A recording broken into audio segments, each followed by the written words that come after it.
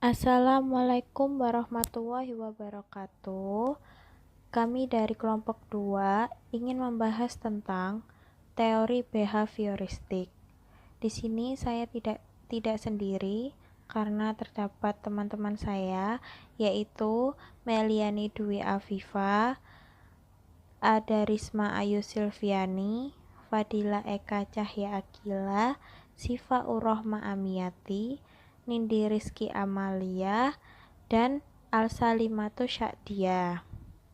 Di sini saya akan membahas tentang pengertian teori behavioristik. Menurut teori behavioristik, belajar merupakan suatu proses perubahan tingkah laku sebagai akibat dari interaksi antara stimulus dan respon. Dengan kata lain, belajar merupakan bentuk perubahan yang dialami siswa dalam hal kemampuannya untuk bertingkah laku dengan cara yang baru sebagai hasil dari interaksi stimulus dan respon.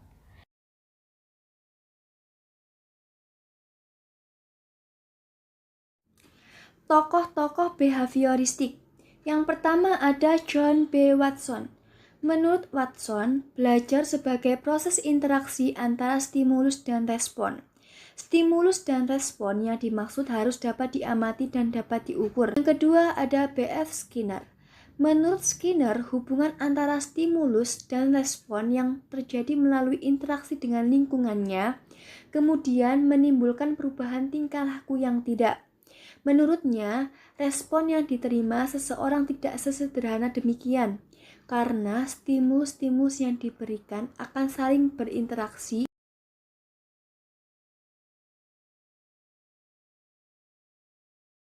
Ciri-ciri teori behavioristik.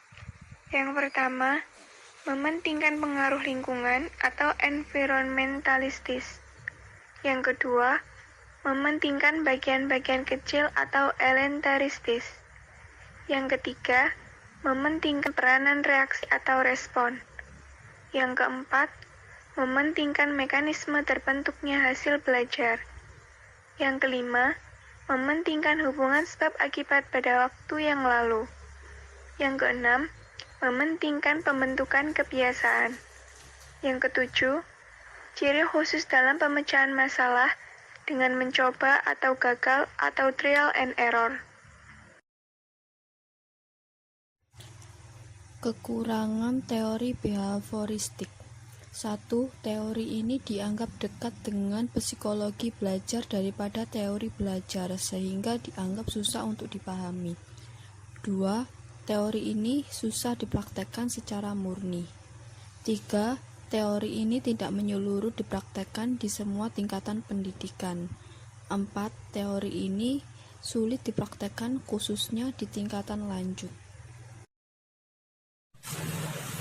Kelebihan teori behavioristik. 1.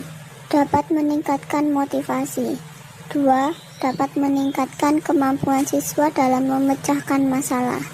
3. Membantu guru mengenal siswa secara individu. 4. Dapat melihat tingkat perkembangan kognitif. 5. Dapat mempelajari materi pelajaran yang rumit. Penerapan teori behavioristik dalam pembelajaran. Yang pertama, menentukan tujuan dan indikator. Yang kedua, menganalisis lingkungan belajar dan mengidentifikasi pengetahuan awal peserta didik. Yang ketiga, menentukan materi pembelajaran. Yang keempat, menguraikan materi pembelajaran menjadi bagian-bagian yang meliputi topik, pokok pembahasan, dan sub pokok pembahasan. Yang kelima, menyajikan pembelajaran. Yang keenam, memberi stimulus kepada peserta didik. Yang ketujuh, mengamati dan mengkaji respon yang diberikan peserta didik. Yang kedelapan, memberi penguatan baik yang positif maupun negatif. Yang kesembilan, memberikan stimulasi ulang. Dan yang terakhir, mengevaluasi hasil belajar peserta didik.